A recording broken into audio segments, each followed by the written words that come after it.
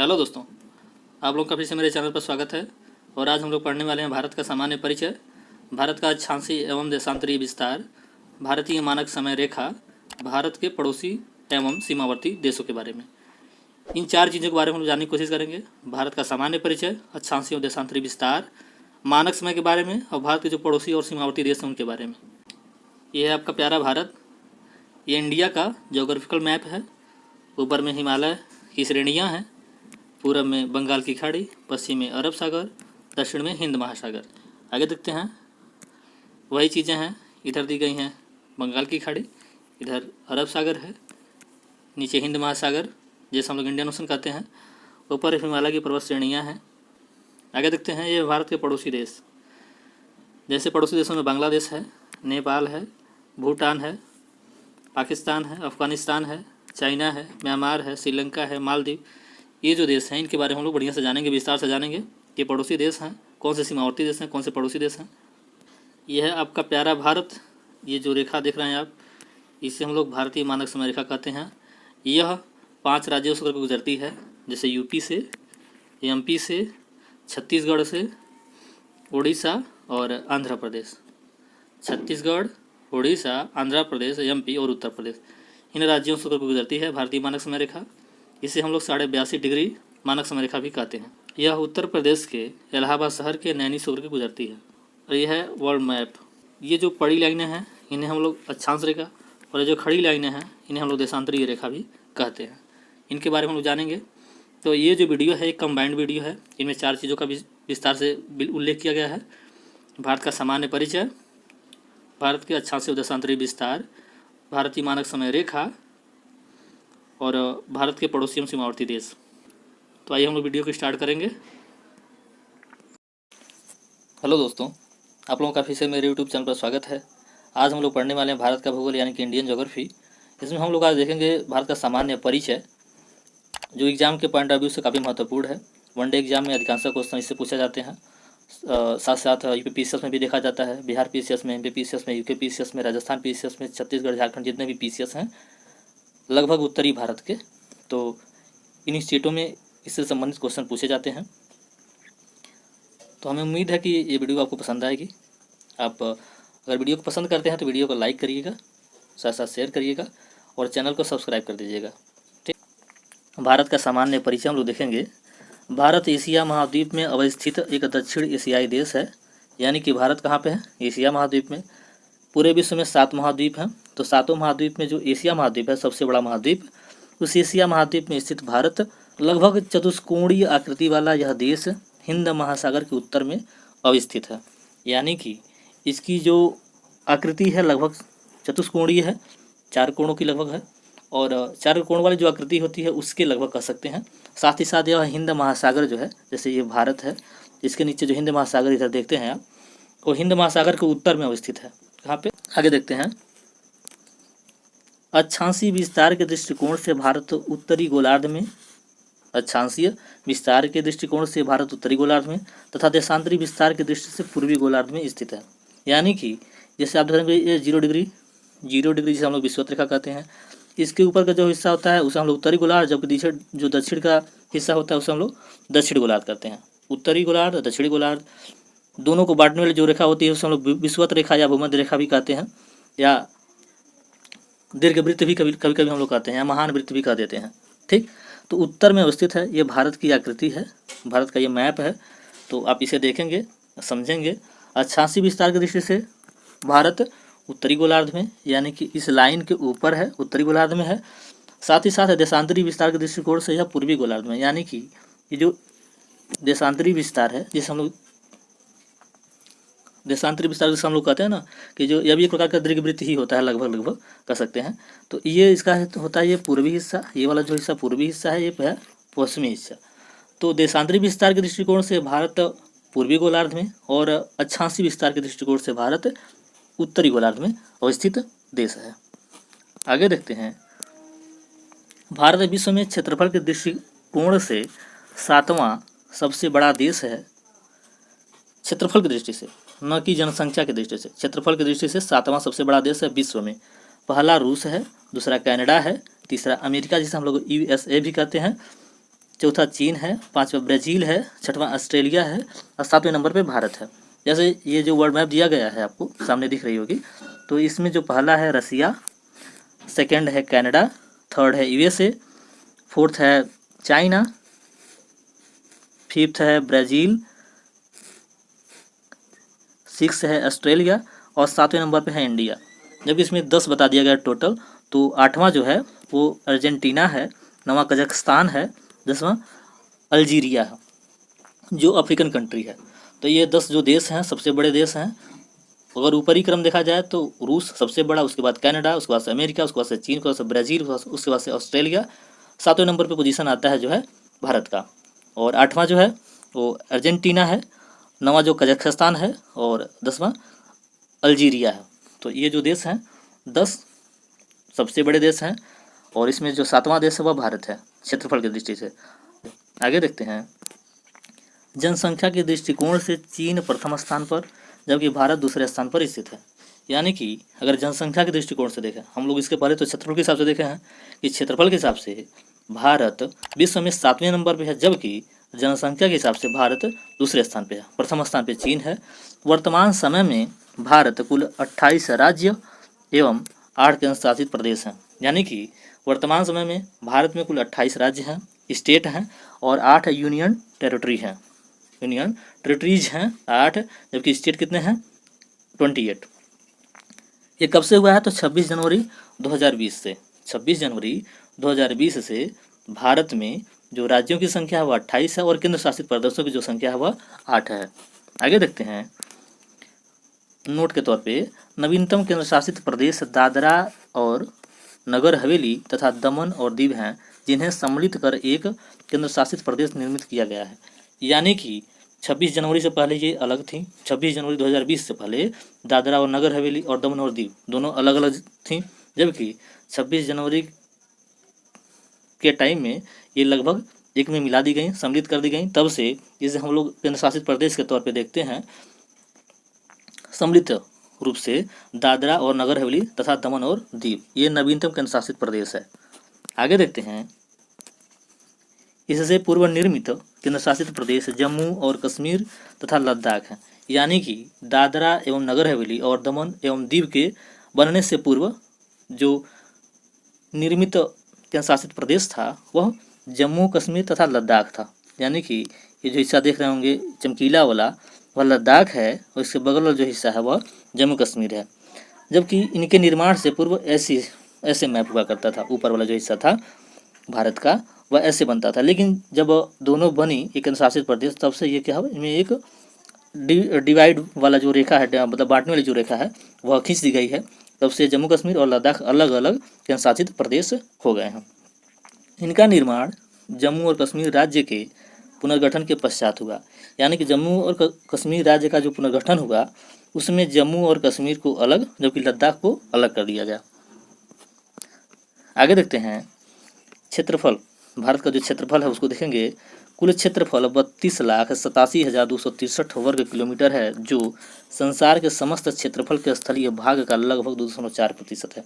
यानी कि भारत का जो क्षेत्रफल है संसार में जो स्थलीय भाग हैं टोटल उनका 2.4% में भारत विराजमान है या स्थित है। ठीक, जबकि इसका जो क्षेत्रफल है पूरे विश्व में 32,87,263 वर्ग किलोमीटर है। 32,87,263 वर्ग किलोमीटर है। ये क्वेश्चन खूब पूछा जाता है एग्जाम में, इसे आप ध्यान में रखेंगे। साथ साथ परसेंटेज वाला भी पूछा जाता है कि भारत का संपूर्ण विश्व में स्थलीय भाग का कितना प्रतिशत क्षेत्रफल है, तो 2.4%। आगे देखते हैं, विश्व में जनसंख्या प्रतिशत। भारत में संपूर्ण विश्व की 17.5% जनसंख्या निवास कर रही है 2011 की जनगणना के अंतिम आंकड़ों के अनुसार। कहने का मतलब ये है कि 2011 की जो जनगणना हुई उसमें उसके हिसाब से अगर देखा जाए तो भारत में जो जनसंख्या है संपूर्ण विश्व का वह 17.5% है। यानी कि संपूर्ण विश्व का 17.5% जनसंख्या भारत में निवास करती है 2011 की जनगणना के अनुसार। 2021 की जो जनगणना है वह अभी रिपोर्ट आई नहीं है पूर्ण रूप से, जब अच्छे से आ जाएगी उसमें हो सकता है कुछ संशोधन हो जाए, हो सकता है बढ़ भी जाए, हो सकता है घट भी जाए। लेकिन अब तक का जो स्थिति है वह 17.5% है संपूर्ण विश्व में जनसंख्या का, भारत में निवास करने वाली जनसंख्या। आगे देखते हैं, भारत के मुख्य भूमि का विस्तार उत्तर से दक्षिण तक 3214 किलोमीटर, यानी कि जो ये भारत है उत्तर से दक्षिण 3214 है, 3214 किलोमीटर है, जबकि पूरब से पश्चिम की तरफ यानी कि पूरब से पश्चिम की तरफ 2933 किलोमीटर है। ठीक, तो इसे आप ध्यान में रखेंगे। कभी क्वेश्चन पूछ लेता है एग्जाम में, वनडे एग्जाम में अधिकांश टाइम पूछता है, पीछे से कभी पूछ लेता है। तो उत्तर से दक्षिण तक भारत की जो लंबाई है वह कितनी है, मुख्य भूमि की बात कर रहा है ये, 3214 किलोमीटर, जबकि पूरब से पश्चिम की तरफ जो लंबाई है वह कितनी है, तो 2933 किलोमीटर। इसे आप ध्यान में रखेंगे, हमें उम्मीद है। ये फिगर भी आप ध्यान में रखेंगे, फिगर जितना भी यूज हुआ है आपके लिए इसलिए यूज हुआ है ताकि आप इसे याद कर पाएँ और मेमोराइज कर पाएँ बढ़िया से, ताकि लंबे समय तक दिमाग में टिके और एग्जाम में अच्छा से अच्छा परफॉर्म कर सकें। आगे देखते हैं, भारत का कुल क्षेत्रफल 32,87,263 वर्ग किलोमीटर है। इसमें सम्मिलित क्षेत्र जो है वो कौन कौन से हैं, तो पाकिस्तान वाला जो हम लोग कहते हैं POK, पाकिस्तान ऑक्युपाइड कश्मीर जो है वह 78,114 वर्ग किलोमीटर है। साथ साथ पाकिस्तान द्वारा गैर कानूनी ढंग से चीन को दिया गया 5180 वर्ग किमी क्षेत्र भी शामिल है।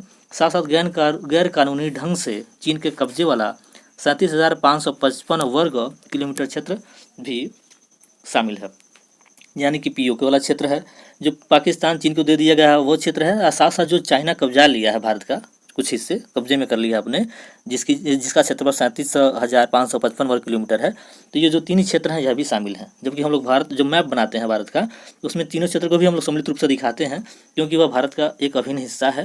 तो साथ साथ वो कब्जा लिए हैं, हालांकि आने वाले टाइम हम लोग इसको ले ही लेंगे, तो इसमें बहुत ज़्यादा घबराने की बात नहीं है।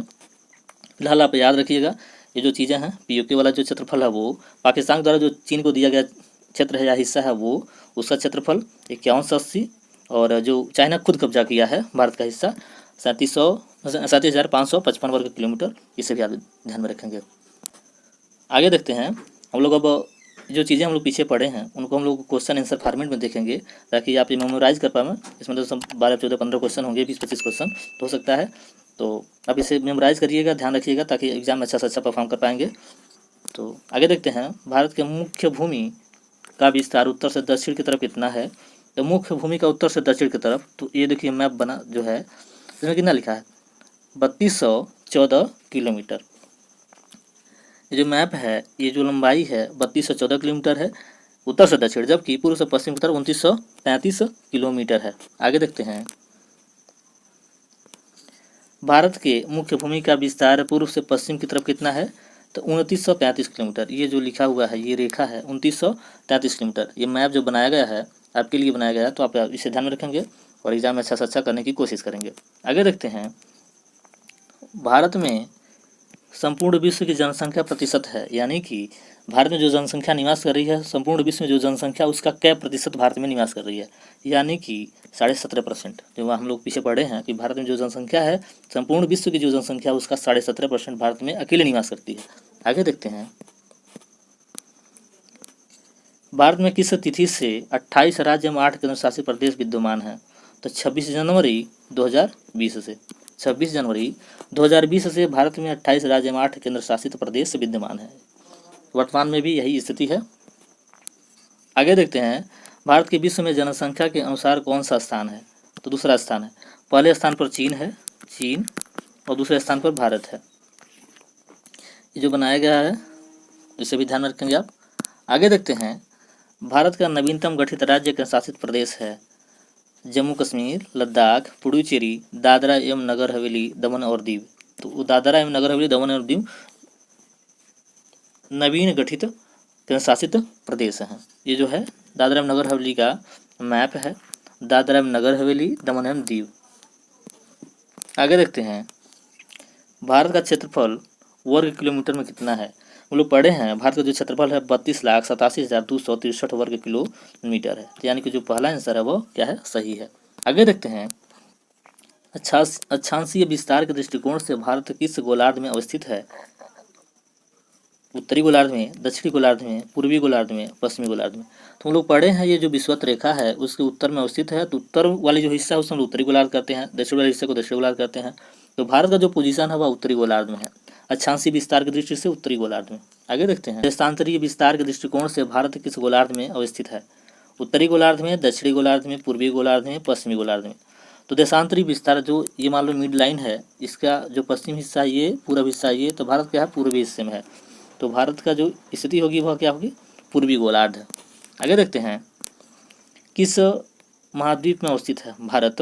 तो हम लोग पढ़े हैं एशिया महाद्वीप में। भारत की जो पोजीशन है, स्थिति है, वह किस महाद्वीप में है? तो एशिया महाद्वीप में है। ये एशिया महाद्वीप का चित्र है, इसे भी आप खूब ध्यान में रखेंगे बढ़िया से, ताकि आप मेमोराइज कर पाओ। जैसे एशिया महाद्वीप में रसिया हो गया, चाइना हो गया, मंगोलिया हो गया, ठीक, म्यांमार हो गया, श्रीलंका हो गया, बांग्लादेश, नेपाल, ठीक, भूटान, ये सब देश हैं एशिया महाद्वीप में अवस्थित हैं। आगे देखते हैं, भारत हिंद महासागर के किस दिशा में अवस्थित है? पूर्व में, पश्चिम में, उत्तर में, दक्षिण में। तो उत्तर दिशा में अवस्थित है। ये जो नीला वाला देख रहे होंगे चित्र, यह हिंद महासागर का चित्र है। ये हिंद महासागर का चित्र है, भारत इसके उत्तर में अवस्थित है। यहाँ से आपको दिखाई भी दे रहा होगा, ये उत्तरी हिस्सा है, ये दक्षिणी हिस्सा है, तो इसके हिसाब से आप लगा सकते हैं तर्क वितर्क। आगे देखते हैं, वर्तमान समय में भारत में कितने राज्य एवं केंद्र शासित प्रदेश अवस्थित हैं? 28 राज्य एवं 9 केंद्र शासित प्रदेश, ये हो गया गलत। 26 राज्य एवं 8 केंद्र शासित प्रदेश, यह भी हो गया गलत। 28 राज्य एवं 8 केंद्र शासित प्रदेश, ये हो गया सही। तो यानी कि तीसरा जो आंसर है वह क्या है? करेक्ट है, बाकी सही नहीं है। 27 राज्य एवं 6 केंद्र शासित प्रदेश, ये तो सरासर गलत है। आगे देखते हैं, भारत का क्षेत्रफल संपूर्ण विश्व के स्थलीय भाग का क्या प्रतिशत है? यानी कि कितना प्रतिशत है? तो 2.4% हम लोग अभी कुछ टाइम पहले पढ़े हैं। हमें उम्मीद है कि वीडियो आपको अच्छी लगी होगी। अगर वीडियो आपको अच्छी लगती है तो लाइक करिए, शेयर करिए और साथ ही साथ चैनल को सब्सक्राइब करिए। हमें उम्मीद है कि ये वीडियो आपको बहुत ही यूज़फुल होगा, आप अच्छे से देखे होंगे, समझे होंगे, एग्ज़ाम में अच्छा से अच्छा परफॉर्म करने की कोशिश करेंगे। मेरी यही शुभकामना है कि आप अच्छा से अच्छा करें, सिलेक्शन लें, और बाकी आप पे डिपेंड करता है। तो धन्यवाद। हेलो दोस्तों, आप लोगों का फिर से मेरे यूट्यूब चैनल पर स्वागत है। और आज हम लोग पढ़ने वाले हैं भारत का भूगोल। इसमें हम लोग पढ़ेंगे अक्षांशीय विस्तार, यानी कि भारत की जो स्थिति है अक्षांशीय विस्तार के दृष्टिकोण से वह क्या है, कहाँ पे है। साथ ही साथ देशांतरी विस्तार को हम लोग देखेंगे, यानी कि देशांतरी विस्तार के दृष्टिकोण से भारत की जो स्थिति है वह कहाँ पे है। और साथ ही साथ भारत एवं जो भारत में के बीच से जो कर्क रेखा होकर के गुजरती है, उस कर्क रेखा के बारे में हम लोग जानेंगे कि वह कर्क रेखा भारत के किस राज्य में प्रवेश करती है और किस राज्य से होकर के निकल जाती है। साथ ही साथ वह कितने राज्यों से होकर के गुजरती है, यह भी हम लोग देखने की कोशिश करेंगे। अगर वीडियो आपको पसंद आती है तो वीडियो को लाइक करिएगा, शेयर करिएगा और चैनल को सब्सक्राइब कर दीजिएगा। आइए हम लोग आगे देखते हैं, अक्षांश, यानी कि अक्षांश क्या होता है, अक्षांश हम लोग किसे कहते हैं, इसके बारे में हम लोग जानने की कोशिश करेंगे। तो आइए हम लोग स्टार्ट करते हैं। भूपृष्ठ पर विषुवत रेखा से उत्तर या दक्षिण दिशा में स्थित किसी बिंदु की पृथ्वी के केंद्र से मापी गई कोणीय दूरी को अक्षांश कहा जाता है। ये क्या है आपके सामने? वर्ल्ड मैप है। जैसे हम लोग कहते हैं जो मीड की लाइन होती है, जो बीच की लाइन होती है, जो सबसे बड़ी लाइन होती है, जिसे हम लोग विषुवत रेखा कहते हैं, भूमध्य रेखा कहते हैं, इक्वेटर कहते हैं या महानवृत्त कहते हैं, इसका जो डिग्री होता है वह 0 डिग्री होता है। इसका जो सेंटर से कोण है वह 0 डिग्री है। साथ ही साथ इसके समानांतर ऊपर की तरफ रेखाएं खींची जाती हैं, वैसे ही नीचे की तरफ रेखाएं खींची जाती हैं। ये विषुवत रेखा के उत्तर में उत्तरी गोलार्ध और दक्षिण में दक्षिणी गोलार्ध कहते हैं। इनका जो डिग्री कोण होता है वह 1 डिग्री, 2 डिग्री, 3 डिग्री ऐसे करके ऊपर की तरफ जाती हैं ये रेखाएं, और नीचे की तरफ ऐसे ही आती हैं 1 डिग्री, 2 डिग्री, 3 डिग्री करके। तो इन रेखाओं को हम लोग अक्षांश रेखाएं कहते हैं। इनका जो निर्धारण होता है पृथ्वी के केंद्र से मापी गई कोणीय दूरी के हिसाब से होता है। आगे देखते हैं, पहले हम लोग देखें अक्षांश के बारे में, अब हम लोग देखेंगे अक्षांश रेखाओं के बारे में। अक्षांश रेखाएं वह काल्पनिक रेखाएं होती हैं जो पृथ्वी के चारों ओर पूर्व से पश्चिम दिशा में विषुवत रेखा के समानांतर खींची जाती हैं। मान लीजिए 0 डिग्री वृत्त है, जिसे हम लोग महानवृत्त भी कहते हैं, जिसे हम लोग भूमध्य रेखा भी कहते हैं, विषुवत रेखा भी कहते हैं। तो इनके ऊपर या नीचे, जैसे उत्तर में या दक्षिण में, ये उत्तरी हिस्सा है, ये दक्षिणी हिस्सा है, या जैसे हम लोग ऊपरी हिस्सा है, दक्षिणी हिस्सा कहते हैं। तो इस 0 डिग्री के समानांतर जो रेखाएं खींची जाती हैं उन्हें हम अक्षांश रेखाएं कहते हैं। ये आपस में एक दूसरे के समानांतर होती हैं। साथ ही साथ यह विषुवत रेखा के भी समानांतर होती हैं। इन काल्पनिक रेखाओं को ही हम लोग अक्षांश रेखाएं कहते हैं। ठीक, तो यहाँ पे कंफर्म हो गया कि अक्षांश रेखाएं क्या होती हैं। अक्षांश रेखाएं वह रेखाएं होती हैं जो विषुवत रेखा के समानांतर उत्तरी गोलार्ध में एवं दक्षिणी गोलार्ध में खींची जाती हैं। इन्हें हम उन रेखाओं को हम अक्षांश रेखाएं कहते हैं। आगे देखते हैं अक्षांश रेखाओं का दर्शाया जाना, कि अक्षांश रेखाओं को हम लोग कैसे दर्शाते हैं। जैसे होता है ना कि मान लीजिए एक दूरी है तो हम लोग किलोमीटर में, मीटर में, सेंटीमीटर में मापते हैं, वैसे अक्षांश रेखाओं को हम लोग, अक्षांश रेखाओं का जो माप होता है वह क्या होता है। इनका जो माप होता है वंश होता है, मिनट होता है और सेकंड होता है। यानी कि इतना डिग्री, इतना मिनट, इतना सेकंड हम लोग कहते हैं। मान लीजिए ए डिग्री, बी मिनट, सी सेकंड, मान लीजिए कोई दूरी है अक्षांश रेखा या कोणीय दूरी के हिसाब से, तो ए डिग्री, बी मिनट, सी सेकंड के तौर पे हम लोग अभिहित करते हैं या बोलते हैं या बताते हैं। आगे देखते हैं भूमध्य रेखा या विषुवत रेखा। पृथ्वी को 2 बराबर भागों में बांटने वाले 0 डिग्री अक्षांश को भूमध्य रेखा कहते हैं।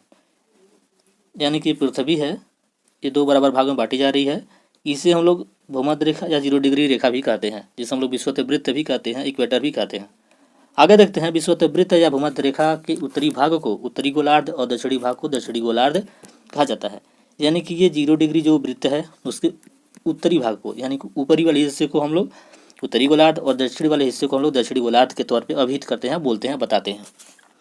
यानी कि पृथ्वी को 2 बराबर भागों में बांटने वाली जो 0 डिग्री अक्षांश जो रेखा होती है उसे हम लोग भूमध्य रेखा, उसके ऊपर की जो हिस्सा होता है वह उत्तरी गोलार्ध, उसके दक्षिण का जो हिस्सा होता है हम लोग उसे दक्षिणी गोलार्ध के तौर पे मानते हैं, अभिहित करते हैं, बोलते हैं। आगे देखते हैं भूमध्य रेखा के उत्तर में स्थित अक्षांश रेखाओं को उत्तरी अक्षांश रेखाएं तथा भूमध्य रेखा के दक्षिण में स्थित अक्षांश रेखाओं को दक्षिण अक्षांश रेखाएं कहते हैं। बहुत स्पष्ट भाषा में लिखा गया है। मान लीजिए 0 डिग्री अंश अक्षांश रेखा है, तो जो इसके उत्तर में जो रेखाएं खींची जा रही है, जो आपको दिख रही होंगी, एक दूसरे के समानांतर खींची जा रही हैं, उन्हें हम लोग उत्तर वाले हिस्से को उत्तरी अक्षांश रेखाएं और दक्षिण वाले हिस्से को दक्षिणी अक्षांश रेखाएं कहते हैं। ये एक दूसरे के समानांतर होती हैं और साथ ही साथ यह पृथ्वी पर पूरब से पश्चिम की तरफ खींची जाती हैं, पश्चिम से पूरब की तरफ खींची जाती हैं। आगे देखते हैं अक्षांश रेखाओं की संख्या। यानी कि हम लोग जो अक्षांश रेखा पढ़ते हैं वह पृथ्वी पर कितनी अक्षांश रेखाएं हैं या कितनी अक्षांश रेखाएं एग्जिस्ट करती हैं उनके बारे में जानने की कोशिश करेंगे। तो अगर इनको 1 डिग्री के अंतराल पर खींचा जाए अक्षांश रेखाओं को, तब उत्तरी गोलार्ध में 89 अक्षांश रेखाएं और दक्षिणी गोलार्ध में 89 अक्षांश रेखाएं होंगी। यानी कि मान लीजिए पृथ्वी है, ये विषुवत रेखा है, ऊपर 89 अक्षांश रेखाएं और दक्षिण में 89 अक्षांश रेखाएं खींची जाएंगी। इस प्रकार से 89 ये प्लस 1 विषुवत रेखा वाला, अगर इनको हम लोग जोड़ दें तो टोटल जो संख्या हो जाएगी वह 179 हो जाएगी। यानी कि इस प्रकार विषुवत वृत्त को लेकर अक्षांश रेखाओं की कुल संख्या 179 हो जाएगी। 89 उत्तर वाला, 89 दक्षिण वाला, एक विषुवत वृत्त, तीनों को अगर हम लोग जोड़ दें तो 179 अक्षांश रेखाएं हो जाएंगी। आगे देखते हैं 2 समानांतर अक्षांश रेखाओं के मध्य की दूरी 111 किलोमीटर होती है। यानी कि 2 समानांतर अक्षांश जो रेखाएं होती हैं उत्तर या दक्षिण की तरफ, उनके मध्य की जो दूरी होती है 111 किलोमीटर होती है। साथ ही साथ भारत उत्तरी गोलार्ध में स्थित है। आगे देखते हैं देशांतर रेखाएं एवं प्रधान एवं उत्तर रेखा। देशांतर रेखाएं क्या होती हैं, साथ ही साथ प्रधान एवं उत्तर रेखाएं जिसे हम लोग GMT के रूप में जानते हैं वह क्या होती है, इसके बारे में जानने की कोशिश करेंगे। भूपृष्ठ पर उत्तरी ध्रुव एवं दक्षिणी ध्रुव को मिलाने वाली काल्पनिक रेखा जो पृथ्वी को 2 बराबर भागों में बांटती है, प्रधान एवं उत्तर रेखा या ग्रीनविच मीन टाइम कहा जाता है। कहने का मतलब ये है, मान लीजिए पृथ्वी है, वर्ल्ड मैप है, मान लीजिए उत्तरी ध्रुव ऊपर है, दक्षिणी ध्रुव नीचे है। अगर इन्हें हम लोग आपस में मिला दें एक सीधी लाइन के माध्यम से, ये जो सीधी लाइन होती है वो जिसे हम लोग GMT के रूप में पढ़ते हैं, यानी कि प्रधान या उत्तर रेखा या ग्रीनविच मीन टाइम, या पृथ्वी को 2 बराबर भागों में बांटती हैं। यानी कि ये पूर्वी हिस्सा और ये पश्चिमी हिस्सा दोनों आपस में क्या होती हैं, बराबर होती हैं। GMT जो होता है वह उत्तरी ध्रुव एवं दक्षिणी ध्रुव को आपस में मिलाने का कार्य करता है। आगे देखते हैं ग्रीनविच मीन टाइम के बारे में। यह रेखा लंदन के ग्रीनविच शहर से गुजरती है। यानी कि जो हम लोग ग्रीनविच मीन टाइम कहते हैं वह लंदन के ग्रीनविच शहर के नाम पर ही रखा गया है। यानी कि लंदन में एक शहर है जिसे हम लोग ग्रीनविच कहते हैं, उस शहर का नाम ग्रीनविच है। इस ग्रीनविच शहर से गुजरने के नाते इस लाइन को हम लोग ग्रीनविच मीन टाइम कहते हैं। आगे देखते हैं, प्रधान एवं उत्तर रेखा को 0 डिग्री देशांतर रेखा भी कहा जाता है। यानी कि जो ऊपरी ये जो रेखा सीधी रेखा, इसे हम लोग 0 डिग्री देशांतर रेखा भी कहते हैं। इसके उत्तरी ध्रुव एवं दक्षिण ध्रुव को मिलाने वाली रेखाएं बहुत सी खींची जाती हैं ऐसे, तो इनको हम लोग देशांतर रेखाएं कहते हैं, जो आपस में समानांतर नहीं होती हैं। आगे देखते हैं, देशांतर रेखाएं प्रधान यानी उत्तर से पूर्व एवं पश्चिम में उत्तरी ध्रुव एवं दक्षिणी ध्रुव को मिलाने वाली काल्पनिक रेखाओं को देशांतर रेखाएं कहा जाता है। ये क्या है? प्रधान यानी उत्तर रेखा, जिसे हम लोग GMT कहते हैं। उत्तरी ध्रुव को और दक्षिण ध्रुव को मिलाने वाली ऐसी रेखाएं खींची जाती हैं। इस प्रकार की कुछ इन रेखाओं को हम लोग देशांतर रेखाएं कहते हैं। ये आपस में समानांतर नहीं होती हैं, जबकि अक्षांश रेखाएं आपस में समानांतर होती हैं। दो अंतर इसमें क्या है कि ये उत्तरी ध्रुव और दक्षिण ध्रुव को मिलाती हैं, साथ ही साथ ये आपस में समानांतर नहीं होती हैं, जबकि अक्षांश रेखाएं उत्तरी ध्रुव और दक्षिण ध्रुव को आपस में मिलाती नहीं हैं, और साथ ही साथ वो आपस में समानांतर होती हैं अक्षांश रेखाएं। आगे देखते हैं, देशांतर रेखाएं समानांतर नहीं होती हैं। ध्रुवों से विषुवत रेखा की ओर बढ़ने पर देशांतर रेखाओं के मध्य की दूरी बढ़ती जाती है। यानी कि मान लीजिए उत्तरी ध्रुव है, ये नॉर्थ पोल, ये साउथ पोल। अब क्या होगा कि अगर हम लोग विषुवत वृत्त की तरफ या की तरफ बढ़ते हैं तो देखते हैं कि इनकी मध्य की जो दूरी होती है वो बढ़ने लगती है। साथ ही साथ हम लोग जब विषुवत वृत्त से नीचे की तरफ बढ़ते हैं, यानी कि उत्तरी ध्रुव या दक्षिणी ध्रुव की तरफ, तो इनके मध्य की जो दूरी होती है क्या होती है? घटने लगती है। तो यहीं पर देखिए, यहाँ दूरी ज़्यादा है, यहाँ पे दूरी थोड़ी कम है, थोड़ी कम है, थोड़ी कम है। यहाँ पे एक जगह ऐसे आएगा, यहाँ पर शून्य हो जाएगी दूरी। तो वह विषुवत रेखा पे उनके मध्य की जो दूरी होती है वह सबसे ज़्यादा होती है, जबकि ध्रुवों पे सबसे कम होती है। ये आपस में समानांतर नहीं होती हैं, साथ ही साथ ये उत्तरी ध्रुव और दक्षिण ध्रुव को आपस में मिलाने का कार्य करती हैं। आगे देखते हैं, विषुवत रेखा पर देशांतर रेखाओं के बीच की अधिकतम दूरी 111.33 किलोमीटर होती है। हम लोग अक्षांश रेखाओं के बारे में पढ़े हैं। ये दो अक्षांश रेखाओं के मध्य की जो दूरी कितनी होती है? 111 किलोमीटर, जबकि दो देशांतर रेखाओं के मध्य की जो दूरी होती है, अधिकतम दूरी जो होती है वह 111.33 किलोमीटर होती है। यानी कि विषुवत रेखा पर वह जो दूरी होती है, विषुवत रेखा पर देशांतर रेखाओं के मध्य की जो दूरी होती है 111.33 किलोमीटर होती है, जबकि आपस में अक्षांश रेखाओं की जो मध्य की दूरी होती है 111 किलोमीटर होती है। आगे देखते हैं, भारत की स्थिति एवं अक्षांशीय विस्तार। यानी कि भारत की जो स्थिति है वह कहाँ पे है, साथ ही साथ अक्षांशीय विस्तार के दृष्टिकोण से भारत कहाँ पे अवस्थित है। भारत पूर्णतः उत्तरी गोलार्ध में स्थित है। साथ ही साथ संपूर्ण भारत का अक्षांशीय विस्तार 6 डिग्री 45 मिनट उत्तरी अक्षांश से 37 डिग्री 6 मिनट उत्तरी अक्षांश के मध्य है। यानी कि ये विषुवत वृत्त है, इसके ऊपर 1 डिग्री 2 डिग्री 3 डिग्री जो भी है, मान लीजिए यहाँ पे आकर 6 डिग्री हो जाता है, ठीक।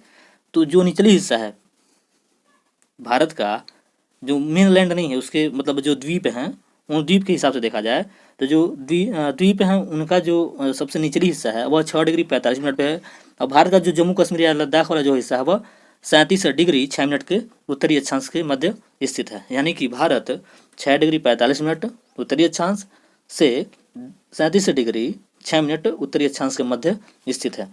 यानी कि मान लो ये भारत है, ये मान लो मैप है, तो ये जो निचली वाली लाइन है और जो ऊपरी वाली लाइन है, ये 37 डिग्री 6 मिनट और ये 6 डिग्री 45 मिनट इनके मध्य स्थित है। ये पृथ्वी का जो अक्षांशीय दूरी है उसके हिसाब से ये भारत का विस्तारित रूप है। आगे देखते हैं, मुख्य भूमि से अक्षांशीय एवं देशांतरीय विस्तार। इसकी मुख्य भूमि से 8 डिग्री 4 मिनट उत्तरी अक्षांश और 37 डिग्री 6 मिनट उत्तरी अक्षांश के मध्य है। यानी कि अक्षांशीय विस्तार जो होता है भारत का वह क्या है, तो मेन लैंड, यानी कि जो ये तमिलनाडु वाला हिस्सा है वो, और ऊपर का जो ये लद्दाख वाला हिस्सा है वो, इनके बीच की जो विस्तारित रूप है वह क्या है, तो नीचे वाला जो हिस्सा है वह 8 डिग्री 4 मिनट पे, 8 डिग्री 4 मिनट पे, और ऊपर वाला जो हिस्सा है वह 37 डिग्री 6 मिनट पे अवस्थित है। आगे देखते हैं, 68 डिग्री 7 मिनट पूर्वी देशांतर और 97 डिग्री 25 मिनट पूर्वी देशांतर के मध्य फैली हुई, यह क्या है, देशांतरीय विस्तार है। यानी कि भारत का जो देशांतरीय विस्तार है, ऐसी जो रेखाएं हैं उन रेखाओं में ये 97 डिग्री 25 मिनट वाला रेखा है, और ये जो रेखा है वो 68 डिग्री 7 मिनट वाली रेखा है। तो इनके मध्य क्या है, भारत फैला हुआ है। आगे देखते हैं भारत एवं कर्क रेखा। विषुवत रेखा के उत्तर में स्थित 23 डिग्री 30 मिनट उत्तरी अक्षांश को कर्क रेखा कहा जाता है। यानी कि जो उस उत्तरी गोलार्ध में उष्णकटिबंध का जो निर्धारण लाइन है 23 डिग्री 30 मिनट, उस लाइन को हम लोग कर्क रेखा कहते हैं। उसी प्रकार से 30 डिग्री 30 मिनट दक्षिणी अक्षांश रेखा को हम लोग मकर रेखा कहते हैं। तो भारत से जो होकर रेखा गुजरती है उसे हम लोग कर्क रेखा कहते हैं 23 डिग्री 30 मिनट, जैसे हम लोग उत्तरी अक्षांश रेखा भी कहते हैं। उत्तरी अक्षांश रेखा है उत्तर में स्थित होने के नाते कर्क रेखा भारत को मध्य से होकर गुजरती है। यानी कि जो कर्क रेखा है भारत को क्या है, मिड से होकर गुजरती है, मध्य से। ठीक, मान लो भारत है, इसके मध्य से होकर के गुजरने वाली रेखा को हम लोग कर्क रेखा कहते हैं, जिसे हम लोग 23 डिग्री 30 मिनट उत्तरी अक्षांश के तौर पे भी जानते हैं।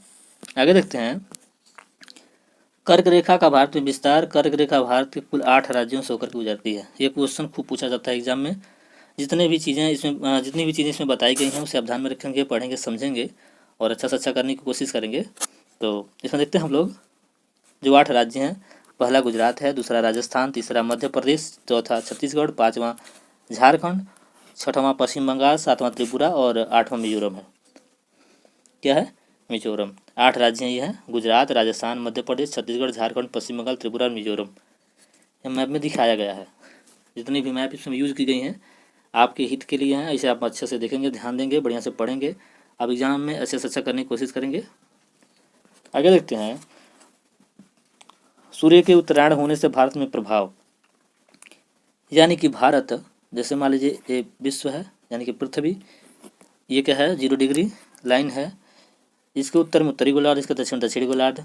अगर सूर्य की स्थिति दक्षिण से उत्तर की तरफ यानी कि मिड लाइन, ये जो 0 डिग्री है उसके उत्तर में होने लगे, भारत तो उत्तर में ही स्थित है यानी कि उत्तरी गोलार्ध में है, और सूर्य भी उत्तरी गोलार्ध में जाने लग जाए यानी कि उत्तरायण होने लग जाए सूर्य का, तब भारत में स्थिति क्या होने लगेगी, दिन की जो अवधि होगी वह क्या होगी, बढ़ जाएगी। दिन की अवधि बढ़ेगी और रात की अवधि क्या होगी, छोटी होगी। यानी कि उत्तरी गोलार्ध में सूर्य की जो किरणें होंगी वह सीधी पड़ेंगी। सीधी पड़ने के नाते हम लोग देखेंगे सूर्य का जो दिखने का जो टाइम लाइन होगा वह बहुत ज़्यादा होगा, जबकि रातें धीरे धीरे छोटी होने लग जाएंगी। एक टाइम के बाद सूर्य जब दक्षिणायन होने लग जाएगा तब रात की अवधि धीरे धीरे बढ़ने लग जाएगी और दिन की अवधि धीरे धीरे कम होने लग जाएगी। तो इस प्रकार से सूर्य के उत्तरायण और दक्षिणायन होने से भारत में प्रभाव पड़ता है। आगे देखते हैं 21 जून को सूर्य उत्तरायण स्थिति के सर्वोच्च बिंदु पर होता है। यानी कि जब सूर्य उत्तरायण होगा, एक समय ऐसा आएगा जब 21 जून होगा, उस 21 जून का जो दिन होगा उस वह दिन क्या होगा, सबसे बड़ा होगा सर्वोच्च बिंदु पे होने के नाते। आगे देखेंगे जून माह में कर्क रेखा के उत्तर जाने पर दिनों की अवधि बढ़ने लग जाती है। जून माह में कर्क रेखा के उत्तर जाने पर दिनों की अवधि क्या होती है, बढ़ने लग जाती है। यानी कि दिन का जो अवधि होगा, दिन का जो समय होगा वह बढ़ेगा और रात की जो अवधि होगी वह क्या होगी, छोटी होती जाएगी या कम होती जाएगी। ये वीडियो हम लोग यहीं पे समाप्त करते हैं। अगर वीडियो को आप पसंद करते हैं, वीडियो को लाइक करिएगा, शेयर करिए, सब्सक्राइब करिए। हेलो दोस्तों, आप लोगों का फिर से मेरे चैनल पर स्वागत है। और आज हम लोग पढ़ने वाले हैं इंडियन ज्योग्राफी, और इंडियन ज्योग्राफी में हम लोग देखेंगे भारतीय मानक समय के बारे में। अगर इसके हम महत्व की बात करें तो इसमें हम देखते हैं कि इससे क्वेश्चन यूपीएससी में, यूपीपीसीएस में, बिहार पीसीएस में, एमपी पीसीएस में, यूके पीसीएस में, राजस्थान पीसीएस में, छत्तीसगढ़, झारखंड, यानी कि जितने भी स्टेट पीसीएस हैं उसमें, साथ साथ एसएससी जीडी में, यूपीपी में, यूपीएसआई में, और अदर एग्ज़ाम जो इसके सिमिलर होते हैं, जो कॉम्पिटिटिव एग्ज़ाम हैं, उनमें क्वेश्चन पूछा जाता है। तो आइए हम लोग वीडियो को स्टार्ट करते हैं। सबसे पहले हम लोग जानेंगे कि मानक समय क्या होता है। यानी कि जो मानक समय है वह क्या है, तो दिन और रात के समय का वह आधिकारिक विभाजन जिसके माध्यम से किसी क्षेत्र या किसी देश के समय का निर्धारण होता है। कहने का मतलब ये है कि मानक समय हम मान लेते हैं, मान लीजिए आप किसी गांव में रहते हैं, किसी शहर में रहते हैं, और उस शहर का एक टाइम जोन हो, एक मानक समय हो, किस शहर में ऑफिस इतने टाइम में खुलेंगी, इतने टाइम में बंद होंगी, और ये काम इतने टाइम से होगा, ठीक ना। अगर एक मानक के अनुसार टाइम को निर्धारित कर दिया जाता है और आप उस टाइम के अकॉर्डिंग काम करने लग जाते हैं, तो उस टाइम को यानी कि उस समय को आप मानक समय या स्टैंडर्ड टाइम मान सकते हैं। उसी प्रकार से विश्व में भी और साथ ही साथ भारत में भी मानक समय का निर्धारण किया गया है। आगे देखते हैं, ये है इंडिया का मैप और ये जो रेखा आप देख रहे होंगे ये है Indian standard line, time line, ठीक ना, इंडियन स्टैंडर्ड टाइम लाइन है, ठीक ना।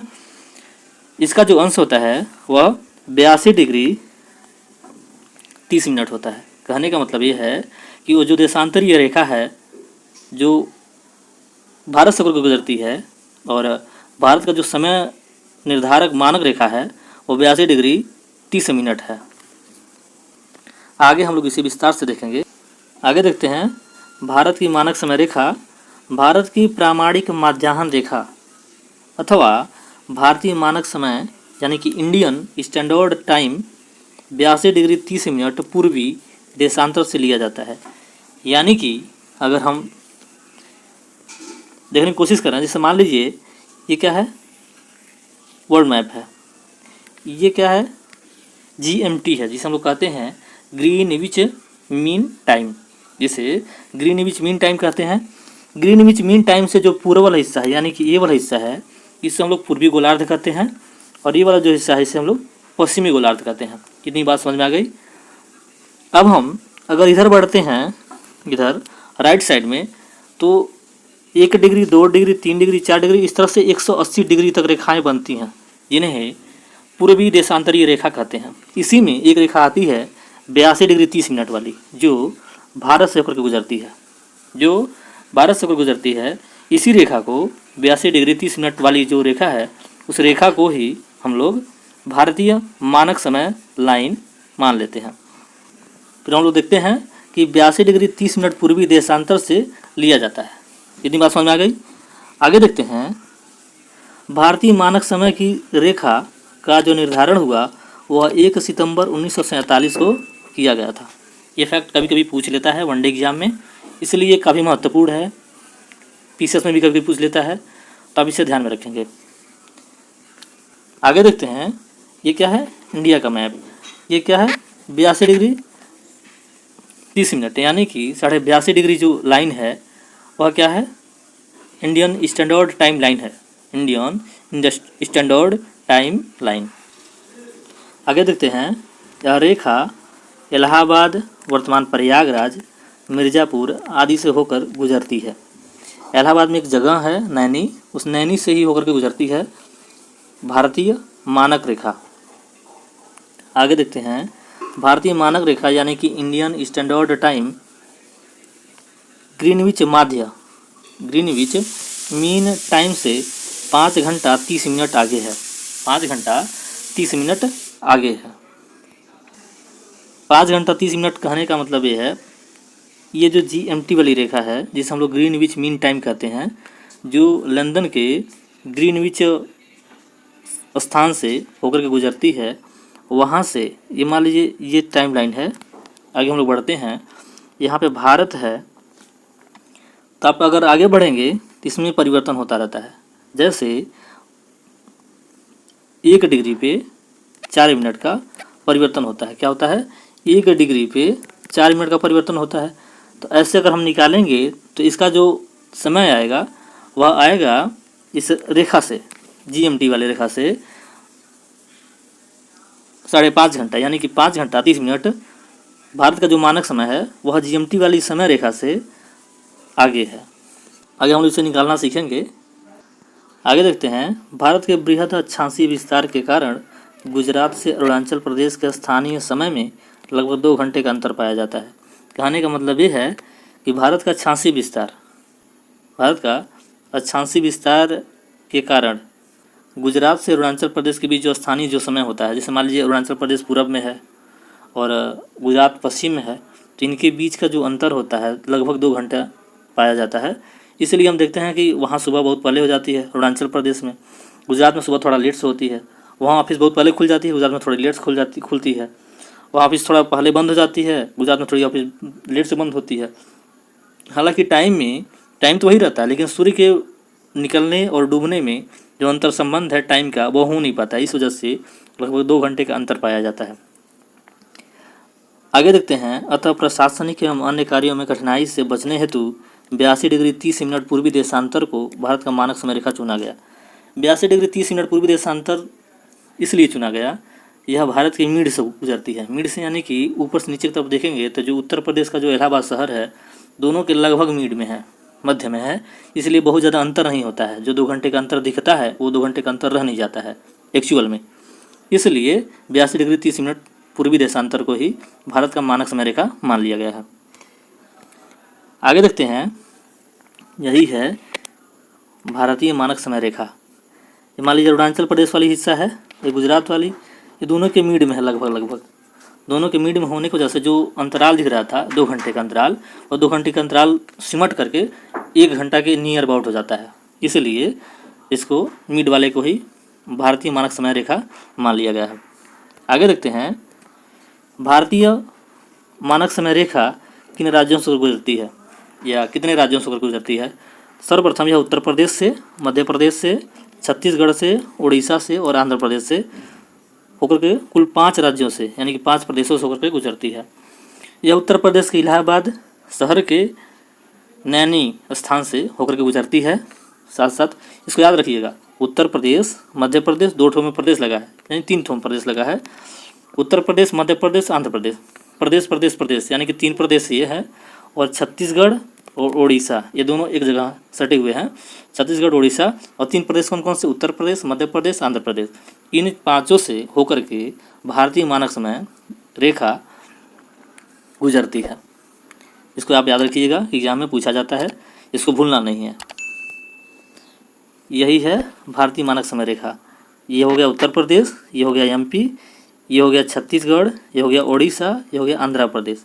कौन कौन सा, तो UP, MP, छत्तीसगढ़, उड़ीसा और आंध्र प्रदेश, ये 5 राज्यों से होकर गुजरती है। 3 में प्रदेश लगा है, इसमें 3 राज्यों में प्रदेश लगा है, उत्तर प्रदेश, मध्य प्रदेश, आंध्र प्रदेश, 3 प्रदेश, 2 सिंपल राज्य। मतलब ऐसे याद करने के लिए ट्रिक है, छत्तीसगढ़ और उड़ीसा ये दोनों सटे हुए राज्य हैं, जिनको ऐसे याद कर सकते हैं आप एक ट्रिक के बेसिस पे। आगे देखते हैं, अंतर्राष्ट्रीय तिथि रेखा का निर्धारण, यानी कि अंतर्राष्ट्रीय जो तिथि रेखा होता है उसका निर्धारण कैसे किया जाता है। प्रधान याम्योत्तर अथवा 0 डिग्री देशांतर रेखा के पूर्व एवं पश्चिम दोनों ओर 180 डिग्री तक देशांतर रेखाएं होती हैं, अतः कुल मिलाकर 360 डिग्री तक होती हैं। आगे देखते हैं, जैसे हम लोग पढ़े हैं ना, ये मान लीजिए ये क्या है, मैं आपसे समझेंगे कि ये क्या है, GMT है या प्रधान मध्याह्न रेखा कहते हैं, जिसे प्रधान मध्याह्न रेखा यानी कि GMT कहते हैं। ग्रीनविच मीन टाइम, ग्रीनविच क्या है, तो लंदन में एक जगह है जहाँ से यह रेखा होकर के गुजरती है, इसलिए उसी नाम पे इस रेखा का नाम रख दिया गया GMT।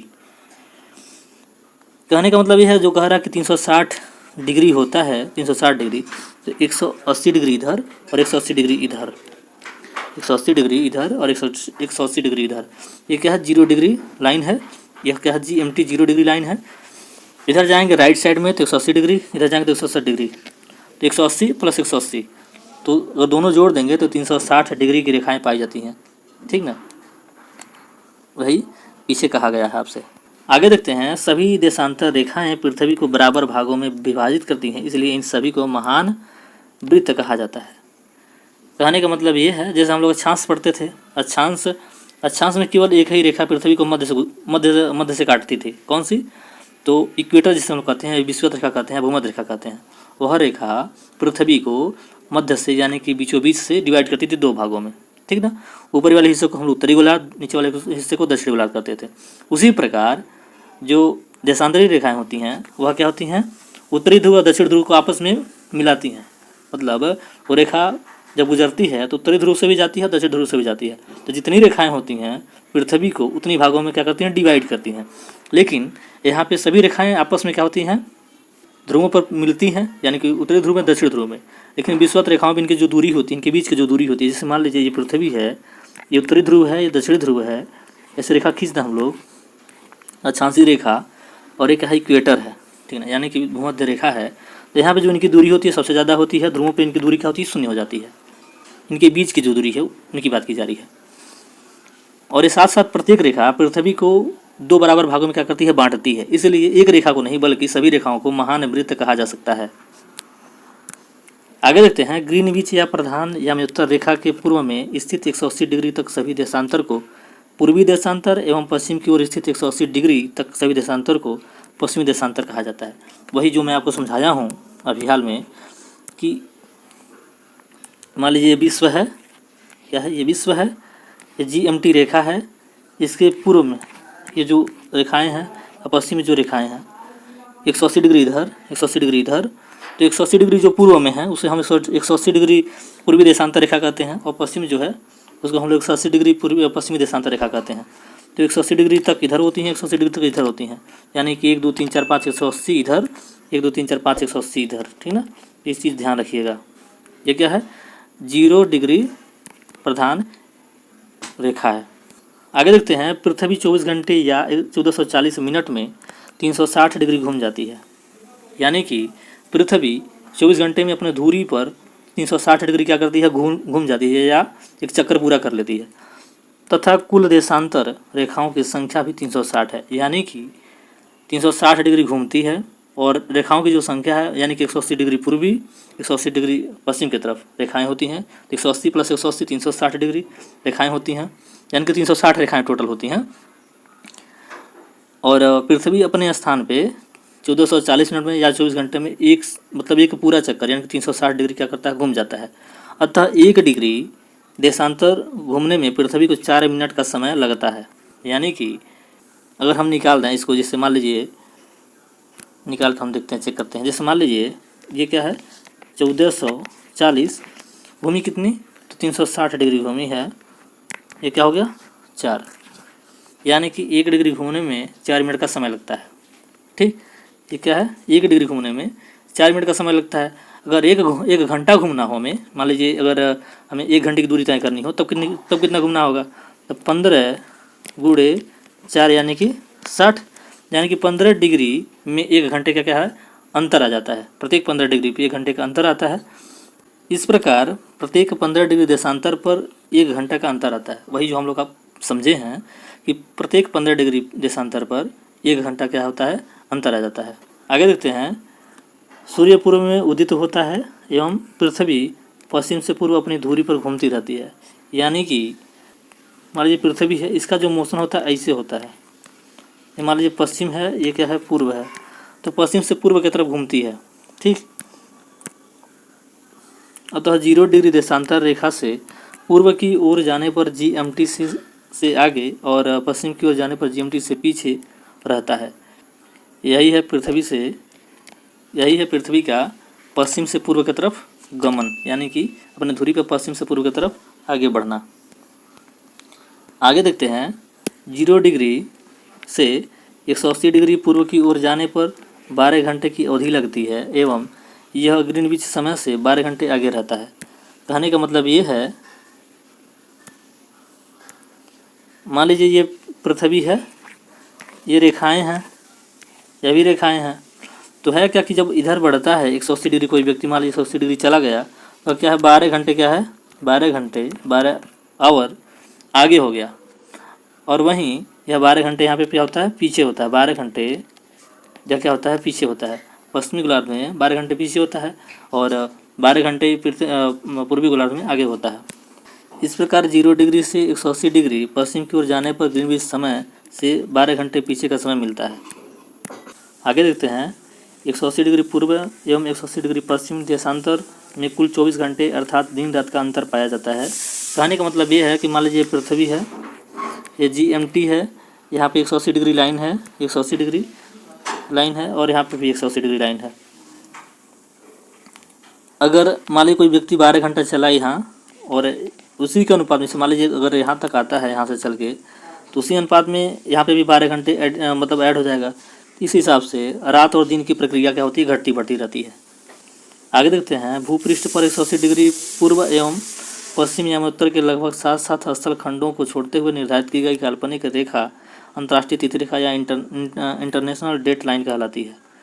यानी कि भूपृष्ठ पर यानी कि पृथ्वी पर 180 डिग्री पूर्व एवं 180 डिग्री पश्चिम एवं उत्तर के लगभग 7 स्थल खंडों को छोड़ते हुए, यानी कि जो स्थल खंड है उनको अगर छोड़ दिया जाए और जो काल्पनिक रेखा जो खींची जाती है, जो ग्रीनविच मीन टाइम जिसे हम लोग कहते हैं, उस रेखा को हम अंतर्राष्ट्रीय तिथि रेखा कहते हैं। यहीं पे वीडियो समाप्त हो जाती है। और वीडियो आपको पसंद आया तो वीडियो। हेलो दोस्तों, आप लोगों का फिर से मेरे यूट्यूब चैनल पर स्वागत है। आज हम लोग पढ़ने वाले हैं भारत का भूगोल और उसमें देखेंगे भारत के पड़ोसी देश एवं भारत के सीमावर्ती देशों के बारे में। जिससे भारत के पड़ोसी देश में पाकिस्तान, चीन, नेपाल, भूटान, म्यांमार, श्रीलंका, बांग्लादेश और मालदीव, इन देशों के बारे में हम लोग जानने की कोशिश करेंगे। और हम लोग यह भी जानेंगे कि भारत के पड़ोसी देश कौन से हैं, भारत के सीमावर्ती देश कौन से हैं। पड़ोसी देश का मतलब ये है कि वह देश यह आवश्यक नहीं है कि भारत की सीमा से स्पर्श करता हो, जबकि सीमावर्ती देश में यह अनिवार्य शर्त है कि वह देश भारत की सीमा से स्पर्श करता होगा। आगे देखते हैं भारत के निकटतम पड़ोसी देश के बारे में। हम लोग यह जानेंगे कि भारत के निकटतम पड़ोसी देश कौन कौन से हैं। तो पाकिस्तान है, अफगानिस्तान है, चीन है, नेपाल है, भूटान है, म्यांमार है, बांग्लादेश, मालदीव और श्रीलंका। जैसे अफगानिस्तान, पाकिस्तान, चाइना, नेपाल, भूटान, बांग्लादेश, म्यांमार, श्रीलंका और मालदीव, ये देश कौन से हैं? भारत के निकटतम पड़ोसी देश हैं। ये भारत के निकटतम पड़ोसी देश कौन कौन से हैं? तो अफगानिस्तान है, पाकिस्तान है, चाइना है, नेपाल है, भूटान है, बांग्लादेश है, म्यांमार है, श्रीलंका है और मालदीव है। आगे देखते हैं भारत के सीमावर्ती देश, यानी कि वे देश जो भारत की सीमा से स्पर्श करते हों, यानी कि दोनों के बीच एक बाउंड्री हो, भारत और वह देश। तो कौन कौन से देश हैं? उत्तर में चीन और नेपाल हैं। भारत के उत्तर में चीन और नेपाल हैं। उत्तर पश्चिम में अफगानिस्तान है, पश्चिम में पाकिस्तान है, पूर्व में बांग्लादेश और म्यांमार है। ये देश वे हैं जो भारत के एक दिशा के अनुसार अवस्थित हैं और भारत की सीमा से स्पर्श करते हैं। उत्तर में चीन और नेपाल, उत्तर पश्चिम में अफगानिस्तान, पश्चिम में पाकिस्तान, पूर्व में बांग्लादेश एवं म्यांमार। आगे देखते हैं मैप से देखने की कोशिश करते हैं हम लोग। तो पश्चिम में पाकिस्तान है, उत्तर पश्चिम में यहाँ पे अफगानिस्तान है, उत्तर में नेपाल, भूटान, चीन और जबकि पूर्व में म्यांमार, बांग्लादेश। ये सब देश जो हैं भारत के पड़ोसी देश हैं और सीमावर्ती देश भी हैं। आगे देखते हैं उत्तर पूर्व में भूटान है, उत्तर पूर्व में भूटान है, उत्तर पश्चिम में अफगानिस्तान, पश्चिम में पाकिस्तान, उत्तर में चाइना और नेपाल, पूर्व में म्यांमार, बांग्लादेश। ये सब देश भारत के सीमावर्ती देश हैं। आगे देखते हैं कृत्रिम या मानव निर्मित सीमाएं, यानी कि वे सीमाएं जो मानव के द्वारा बनाई गई, जबकि वह एक प्रकार से प्राकृतिक सीमा नहीं है। इसीलिए प्राकृतिक सीमा न होने की वजह से ही वह मानव द्वारा निर्मित है और उस सीमा को मानव निर्मित सीमा या सीमाएं कहते हैं। पूर्व में बांग्लादेश से मानव निर्मित सीमा है। पश्चिम में पाकिस्तान के साथ भारत की सीमाएं कृत्रिम अथवा मानव निर्मित सीमाएं हैं। पूर्व में बांग्लादेश, ये जो देश है बांग्लादेश, पश्चिम में पाकिस्तान, ये भारत के दो सीमावर्ती देश हैं जिनकी सीमाएं भारत से एक मानव निर्मित या कृत्रिम सीमा है, जबकि अदर जो देश हैं जो भारत से सीमावर्ती देश हैं उनकी सीमाएं क्या हैं? प्राकृतिक हैं। कहने का मतलब ये है कि दो देश भारत से मानव निर्मित सीमा के द्वारा कॉमन सीमा साझा करते हैं, तो वे देश हैं पाकिस्तान और बांग्लादेश। जबकि अन्य देश जैसे अफगानिस्तान हो गया, चीन हो गया, भूटान हो गया, नेपाल हो गया, म्यांमार, ये जो देश हैं इनकी सीमा प्राकृतिक है, भारत से लगती है। आगे देखते हैं प्राकृतिक सीमाएं। प्राकृतिक सीमाएं कौन कौन सी हैं? अफगानिस्तान के साथ जो लगता है, चीन के साथ जो लगता है, नेपाल के साथ जो लगता है, भूटान के साथ जो लगता है तथा म्यांमार के साथ, इन देशों की जो सीमाएं साझा करती है भारत देश, वे सीमाएं प्राकृतिक सीमाएं हैं। यानी कि इन सीमाओं का निर्माण मानव के द्वारा नहीं की गई, जबकि प्रकृति ने ही इन सीमाओं का निर्माण कर चुकी है। इन सीमाओं के निर्माण से नदी नालों के माध्यम से, पहाड़ियों के माध्यम से, ऊंचे पहाड़ियों के माध्यम से और समुद्र के माध्यम से, खाड़ियों के माध्यम से। तो ये जो सीमाएं हैं एक प्रकार की प्राकृतिक सीमाएं हैं, न कि एक मानव निर्मित सीमा या कृत्रिम सीमा है। आगे देखते हैं कौन कौन से देश? तो पाकिस्तान के साथ और बांग्लादेश के साथ मानव निर्मित सीमाएं, जबकि म्यांमार, भूटान, नेपाल, चाइना, अफगानिस्तान के साथ प्राकृतिक सीमाएं हैं। आगे देखते हैं भारत की भू सीमा एवं तट रेखा की लंबाई, यानी कि भारत की जो भूमि सीमा है, भू सीमा, 15,106.7 किलोमीटर है। 15,106.7 किलोमीटर है भू सीमा, यानी कि जो समुद्र के किनारे नहीं है, यानी कि गुजरात से ऊपर देखेंगे हम लोग से पंजाब और आपका जम्मू कश्मीर हो गया, लद्दाख हो गया, हिमाचल, उत्तराखंड, यूपी और बिहार और आपका पश्चिम बंगाल और जो एरिया है इधर, यानी कि जहाँ पे समुद्र नहीं है, उन सीमाओं की लंबाई कितनी है? 15,106.7 किलोमीटर। जबकि द्वीपीय क्षेत्रों से सहित तटीय जो रेखा होती है 7,516.6 किलोमीटर। यानी कि मान लीजिए भारत है, यहाँ से समुद्र चालू हो जाता है और यहाँ तक जाता है, तो इनकी लंबाई जो है 7,516 किलोमीटर है और ऊपर वाली जो सीमा है ये 15,106.7 किलोमीटर है। आगे देखते हैं भारत के पड़ोसी देश कौन कौन से हैं? तो पाकिस्तान, अफगानिस्तान, चीन, नेपाल, भूटान, म्यांमार, बांग्लादेश, श्रीलंका, मालदीव। अब हम लोग एक देश को उठाएंगे, उस देश के बारे में, उसकी राजधानी, मुद्रा, राष्ट्रीय खेल और उस सीमा की लंबाई किलोमीटर में जानने की कोशिश करेंगे। जैसे हम लोग बांग्लादेश को उठाते हैं, यहाँ पे देखते हैं राजधानी ढाका है, मुद्रा टका है, राष्ट्रीय खेल वॉलीबॉल, सीमा की लंबाई किलोमीटर में 4,096.7 किलोमीटर।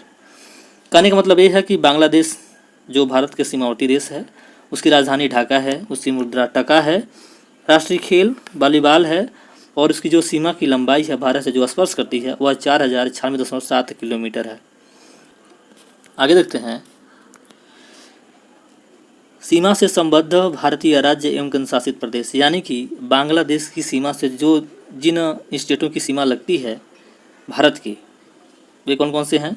तो पश्चिम बंगाल, असम, मेघालय, त्रिपुरा और मिजोरम। पश्चिम बंगाल, असम, मेघालय, त्रिपुरा और मिजोरम। तो पांच स्टेटों की सीमा बांग्लादेश के साथ साझा करती हैं। पश्चिम बंगाल, असम, मेघालय, त्रिपुरा और मिजोरम, इनकी सीमा बांग्लादेश के साथ लगती है। ये भारत के पूर्वोत्तर के राज्य हैं। आगे देखते हैं, जैसे मान लीजिए बांग्लादेश है, यहाँ पे असम है, मेघालय है, त्रिपुरा है, ये मिजोरम है और ये पश्चिम बंगाल। इन स्टेटों की सीमा बांग्लादेश के साथ लगती है, या ये स्टेट बांग्लादेश के साथ सीमा साझा करते हैं। ये भारत के राज्य हैं। आगे देखते हैं देश का नाम चीन, यानी कि चीन के बारे में हम लोग जानने की कोशिश करेंगे। तो इनकी राजधानी कहाँ है? बीजिंग है, मुद्रा युआन या रेमनबी है, राष्ट्रीय खेल टेबल टेनिस, सीमा की लंबाई किलोमीटर में 3488 किलोमीटर, यानी कि सीमा की जो लंबाई है 3488 किलोमीटर है। राष्ट्रीय खेल टेबल टेनिस है, मुद्रा युआन या रेमनबी है, राजधानी बीजिंग है। वह देश यहाँ पे अवस्थित है। भारत के उत्तर में अवस्थित चीन की राजधानी बीजिंग, मुद्रा युआन, राष्ट्रीय खेल टेबल टेनिस, सीमा की लंबाई 3488 किलोमीटर। आगे देखते हैं सीमा से संबद्ध भारतीय राज्य एवं केंद्र शासित प्रदेश, यानी कि वे राज्य जिनकी सीमा चीन से लगती है। तो ये राज्य कौन कौन से हैं? लद्दाख की सीमा चीन से लगती है, हिमाचल प्रदेश की सीमा चीन से लगती है, उत्तराखंड की सीमा चीन से लगती है, सिक्किम की सीमा चीन से लगती है और अरुणाचल प्रदेश की भी सीमा चीन से स्पर्श करती है। यानी कि 1, 2, 3, 4, 5, यानी कि 5 राज्यों की सीमा चीन के साथ लगती है। वे कौन कौन से राज्य हैं? तो लद्दाख है, हिमाचल प्रदेश है, उत्तराखंड, सिक्किम और अरुणाचल प्रदेश। आगे देखते हैं, जैसे लद्दाख हो गया, ये हिमाचल प्रदेश, उत्तराखंड, सिक्किम, अरुणाचल प्रदेश, ये 5 राज्यों की सीमा, इन 5 राज्यों की सीमा चीन से स्पर्श करती है। ये भारत के राज्य हैं। यह भी पूछ लेता है कि कितने राज्यों की सीमा चीन से लगती है, संख्या वाइज नाम देकर के पूछ लेगा इनमें से कौन सा राज्य चीन के साथ सीमा साझा करता है या नहीं करता है, यह भी पूछ सकता है। तो इस प्रकार के जो क्वेश्चन बन सकते हैं उन क्वेश्चन के लिए आप तैयार रहें। अगर हमें उम्मीद है कि अगर वीडियो आप देखेंगे, पूरा बात करेंगे, बढ़िया से समझेंगे तो अच्छा से अच्छा रिस्पॉन्स आपको मिलेगा। आगे देखते हैं देश का नाम पाकिस्तान, यानी कि हम लोग पाकिस्तान के बारे में जानने की कोशिश करेंगे। इसकी राजधानी के बारे में जानेंगे तो इसकी राजधानी इस्लामाबाद है, मुद्रा पाकिस्तानी रुपया है, राष्ट्रीय खेल हॉकी और सीमा की लंबाई किलोमीटर में 3323 किलोमीटर है। 3323 किलोमीटर इसकी सीमा की लंबाई है। 3323 किलोमीटर इसकी सीमा की लंबाई है। राष्ट्रीय खेल हॉकी है। पाकिस्तान, मुद्रा क्या है? पाकिस्तानी रुपया। राजधानी इस्लामाबाद। ये है पाकिस्तान, आपका एक प्यारा पाकिस्तान। जैसे हमेशा आतंकवादी गतिविधि से तो परेशान करता ही है, प्यारा कहने में कोई हर्ज नहीं है। राजधानी इस्लामाबाद, मुद्रा पाकिस्तानी रुपया, राष्ट्रीय खेल हॉकी, सीमा की लंबाई 3323 किलोमीटर। आगे देखते हैं, सीमा से संबद्ध भारतीय राज्य एवं केंद्र शासित प्रदेश, यानी कि पाकिस्तान के साथ जिन राज्यों की सीमा लगती है ये कौन कौन से राज्य हैं? तो पहले पर लद्दाख है, दूसरे पे जम्मू एवं कश्मीर है, तीसरे पंजाब, चौथे पर राजस्थान, पांचवें पे गुजरात। यानी कि 5 स्टेटों की सीमा पाकिस्तान के साथ लगती हैं। पाकिस्तान के साथ लगने वाली 5 स्टेट कौन कौन से हैं? तो 2 यूनियन टेरिटरी हैं, लद्दाख एवं जम्मू कश्मीर, पंजाब स्टेट है, राजस्थान स्टेट है, गुजरात स्टेट है। यानी कि 2 यूटी की सीमा लगती है और 3 स्टेट की सीमा लगती है। यानी कि 3 स्टेट सीमा कौन कौन सी हैं? तो राजस्थान, गुजरात, पंजाब, और 2 यूटी कौन से हैं? तो लद्दाख एवं जम्मू एवं कश्मीर। यहाँ पर हम लोग देख लेते हैं, कंफर्म कर लेते हैं। पाकिस्तान ये देश है, ये यहाँ पे लद्दाख है, ये जम्मू कश्मीर है, पंजाब है, राजस्थान है, गुजरात है। ये पाकिस्तान वाली सीमा है ये। और इन सीमा से लगने वाली कौन कौन से स्टेट्स हैं? तो राजस्थान, गुजरात, पंजाब, और यूटी कौन कौन से हैं? तो लद्दाख है और जम्मू एंड कश्मीर है, J&K। आगे देखते हैं, देश का नाम नेपाल, यानी कि नेपाल के बारे में हम लोग जानने की कोशिश करेंगे। इसकी राजधानी कहाँ है? तो काठमांडू। मुद्रा क्या है? तो रुपया, नेपाली रुपया। राष्ट्रीय खेल वॉलीबॉल, और सीमा की लंबाई किलोमीटर में 1751 किलोमीटर। यानी कि सीमा की लंबाई 1751 किलोमीटर। राष्ट्रीय खेल वॉलीबॉल, मुद्रा रुपया, नेपाली रुपया, NPR। राजधानी काठमांडू। यह भारत के उत्तर में अवस्थित देश है। यहाँ आगे देखते हैं, सीमा से संबद्ध भारतीय राज्य एवं केंद्र शासित प्रदेश, यानी कि नेपाल की सीमा से लगने वाले भारत के राज्यों की सीमा कौन कौन सी हैं? तो उत्तराखंड की सीमा लगती है, उत्तर प्रदेश की सीमा लगती है, बिहार की सीमा लगती है, पश्चिम बंगाल की सीमा लगती है, और सिक्किम की। यानी कि 5 स्टेट हैं, कोई इसमें यूटी नहीं है। तो 5 स्टेट कौन कौन से हैं? उत्तराखंड, उत्तर प्रदेश, बिहार, पश्चिम बंगाल और सिक्किम। इन 5 स्टेट की सीमा नेपाल की सीमा से लगती हैं। ये भारत के स्टेट हैं। आगे देखते हैं, यह है नेपाल, ये आपका उत्तराखंड, प्यारा उत्तराखंड, आपका प्यारा उत्तर प्रदेश, और बिहार है आपका, जहाँ की शोक नदी कौन सी होती है? यानी कि बिहार का शोक किसे कहते हैं हम लोग? कोसी नदी को। और आपका सिक्किम है, पश्चिम बंगाल है। पश्चिम बंगाल, सिक्किम, बिहार, उत्तर प्रदेश, उत्तराखंड, इनकी सीमा नेपाल के साथ साझा करती हैं। आगे देखते हैं, देश का नाम म्यांमार, यानी कि हम लोग म्यांमार के बारे में जानने की कोशिश करेंगे। राजधानी नेपिदा, मुद्रा क्याट, KMMK। राष्ट्रीय खेल चिनलोन, सीमा की लंबाई 1643 किलोमीटर। यानी कि सीमा की लंबाई 1643 किलोमीटर। राष्ट्रीय खेल चिनलोन, मुद्रा क्या है? CAT, KMMK। राजधानी नेपिदा। ये भारत के उत्तर में अवस्थित है, यह भारत के पूर्व में अवस्थित है। ये है म्यांमार आपका। आगे देखते हैं, सीमा से संबद्ध भारतीय राज्य एवं केंद्र शासित प्रदेश। सीमा से संबद्ध भारतीय राज्य एवं केंद्र शासित प्रदेश कौन कौन से हैं? यानी कि म्यांमार के सीमा से लगने वाले कौन कौन से स्टेट्स हैं? तो अरुणाचल प्रदेश की सीमा लगती है म्यांमार के साथ, नागालैंड की सीमा लगती है म्यांमार के साथ, मणिपुर की सीमा लगती है म्यांमार के साथ, और मिजोरम की सीमा लगती है म्यांमार के साथ। यानी कि 4 स्टेटों की सीमा म्यांमार के साथ लगती है। तो इसमें पहले पे अरुणाचल प्रदेश, दूसरे पे नागालैंड, तीसरे पे मणिपुर, चौथे पे मिजोरम। म्यांमार भारत के पूर्व में अवस्थित देश है। आगे देखते हैं, ये मान लीजिए म्यांमार है, मान लीजिए कि आप फिगर में दिया हुआ है म्यांमार, ये आपका प्यारा अरुणाचल प्रदेश, फिर नागालैंड, तीसरा मणिपुर, चौथा मिजोरम। इनकी सीमाएं म्यांमार के साथ लगती हैं। 4 स्टेटों की सीमा, अरुणाचल प्रदेश की, नागालैंड की, मणिपुर की, मिजोरम की, इन 4 स्टेट की सीमा म्यांमार के साथ लगती है। बार बार कहने का मतलब ये है कि आप किसी तरह से याद कर लीजिए, और याद कर लेंगे तो फायदे में रहेंगे। एग्जाम में आप क्वेश्चन आएगा तो उसे टैकल कर पाएंगे, नहीं तो मुँह बा के बैठे रहिएगा। आगे देखते हैं, देश का नाम भूटान, यानी कि भूटान जो देश है उसकी राजधानी कहाँ है? थिम्पू। मुद्रा भूटानी नगुल्टम। राष्ट्रीय खेल तीरंदाजी, सीमा की लंबाई किलोमीटर में 699 किलोमीटर। 699 किलोमीटर सीमा की लंबाई है। राष्ट्रीय खेल तीरंदाजी, मुद्रा भूटानी नगुल्टम, राजधानी थिम्पू। ये देश भारत के उत्तर पूर्व में अवस्थित है। यह देश भारत के उत्तर पूर्व में अवस्थित है, जिसका नाम भूटान है। आगे देखते हैं, सीमा से संबद्ध भारतीय राज्य एवं केंद्र शासित प्रदेश। तो भूटान की सीमा से किन किन स्टेटों की सीमा लगती है? तो सिक्किम की सीमा लगती है, पश्चिम बंगाल की सीमा लगती है, असम की सीमा लगती है और अपने प्यारा अरुणाचल प्रदेश जो है उसकी सीमा लगती है। सिक्किम की, पश्चिम बंगाल की, असम की और अरुणाचल प्रदेश की सीमा भूटान के साथ साझा की जाती हैं। आगे देखते हैं, ये आपका प्यारा भूटान है। प्यारा भूटान है ये। ऊपर आपका अरुणाचल प्रदेश, बगल में सिक्किम है और इधर असम है और आपका पश्चिम बंगाल है। यानी कि चारों तरफ से मतलब ऊपर नीचे 4 स्टेटों की सीमा लगती है, अरुणाचल प्रदेश, असम, पश्चिम बंगाल और सिक्किम। आगे देखते हैं, देश का नाम अफ़गानिस्तान, यानी कि हम लोग अब अफ़गानिस्तान के बारे में जानने की कोशिश करेंगे। इसकी राजधानी कहाँ है? तो काबुल है। मुद्रा अफ़गानी, राष्ट्रीय खेल बुजकशी, सीमा की लंबाई किलोमीटर में 106 किलोमीटर। 106 किलोमीटर की सीमा साझा करता है भारत के साथ। राष्ट्रीय खेल इसकी बुजकशी है, मुद्रा अफ़गानी है, राजधानी काबुल है। यह देश पाकिस्तान के बगल में भारत के साथ इसकी सीमा 106 किलोमीटर लगती है। आगे देखते हैं, सीमा से संबद्ध भारतीय राज्य एवं केंद्र शासित प्रदेश। तो राज्य तो नहीं लगते हैं, एक यूटी लगता है जिसका नाम लद्दाख है।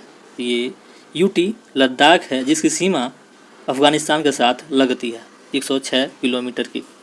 आगे देखते हैं, कुछ महत्वपूर्ण तथ्य जो एग्ज़ाम के पॉइंट ऑफ व्यू से काफ़ी महत्वपूर्ण साबित हो सकते हैं, इसलिए इसे इंक्लूड किया गया है और आपसे उम्मीद की जाती है कि इन तथ्यों को कम से कम अपने नोट्स में लिखेंगे।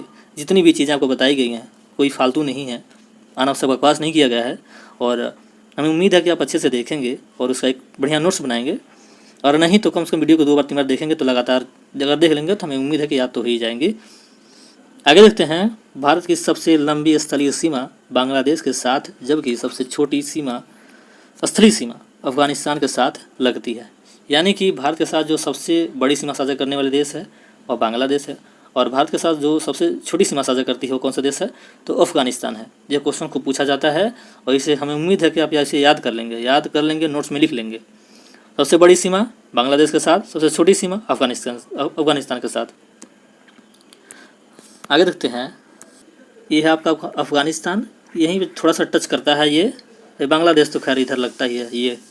तो इसकी सीमा और इसकी सीमा, यानी कि बांग्लादेश सबसे बड़ी और अफगानिस्तान सबसे छोटी। ठीक, आप इसे याद कर लीजिएगा। आगे देखते हैं, भारत बांग्लादेश के साथ सबसे लंबी सीमा पश्चिम बंगाल राज्य से, यानी कि बांग्लादेश के साथ जिस स्टेट की सीमा सबसे ज़्यादा लगती है तो पश्चिम बंगाल से, और भारत म्यांमार के साथ सबसे लंबी सीमा अरुणाचल प्रदेश राज्य की है। अभी क्वेश्चन पूछ लेता है कि बांग्लादेश, ये तो मान लिए कि बांग्लादेश की सीमा यानी कि भारत के संबंध में बांग्लादेश की सीमा भारत के लिए सबसे ज़्यादा है, लेकिन वहीं अगर हम देखने की कोशिश कर रहे हैं कि इस स्टेट की सीमा बांग्लादेश के साथ सबसे ज़्यादा लगती है तो पश्चिम बंगाल की सीमा बांग्लादेश के साथ सबसे ज़्यादा लगती है और म्यांमार के संबंध में देखा जाए तो अरुणाचल प्रदेश की सीमा सबसे ज़्यादा लगती है। आगे देखते हैं, एक से अधिक देशों की सीमा को स्पर्श करने वाले राज्य या केंद्र शासित प्रदेश। तो लद्दाख की सीमा पाकिस्तान से भी लगती है, अफगानिस्तान से भी लगती है, चीन से भी लगती है। ये क्वेश्चन को पूछा जाता है कि लद्दाख की सीमा किन किन देशों के साथ स्पर्श करती है? तो पाकिस्तान के साथ, अफगानिस्तान के साथ, चीन के साथ। उत्तराखंड की सीमा नेपाल और चीन के साथ लगती है, 2 देशों के साथ, उत्तराखंड की, नेपाल और चीन। लद्दाख की पाकिस्तान, अफगानिस्तान और चीन। आगे देखते हैं, पश्चिम बंगाल की सीमा किन किन देशों के साथ लगती है? तो बांग्लादेश के साथ लगती है, नेपाल के साथ लगती है और भूटान के साथ लगती है। सिक्किम की सीमा किन किन देशों से? तो नेपाल, भूटान, चीन। असम की बांग्लादेश, भूटान, अरुणाचल प्रदेश की, चीन और म्यांमार। मिजोरम की बांग्लादेश, म्यांमार। मिजोरम की सीमा बांग्लादेश या म्यांमार के साथ, अरुणाचल प्रदेश की सीमा चीन एवं म्यांमार के साथ। असम की सीमा बांग्लादेश और भूटान के साथ। सिक्किम की सीमा नेपाल, भूटान और चीन के साथ। पश्चिम बंगाल की सीमा बांग्लादेश, नेपाल और भूटान के साथ लगती है। इसे याद कर लीजिएगा, अगर याद नहीं होता तो किसी नोट्स में प्रिपेयर कर लीजिएगा और बार बार उसको पढ़िएगा, ये चीज़ें याद हो जाएंगी। याद करना बहुत महत्वपूर्ण है। वनडे एग्जाम में, पीसीएस में भी कभी कभी क्वेश्चन इससे पूछ लिया जाता है। और अगर इतना कर लेंगे तो कम से कम एक या दो क्वेश्चन आप डिट्टो मान लीजिए कि ये तो हो ही जाए। भारत की प्राकृतिक सीमाएं। भारत की प्राकृतिक सीमाएं उत्तर में हिमालय, दक्षिण पूर्व में, मान लीजिए ये भारत है, सॉरी भारत बनाने बढ़िया से, मान लीजिए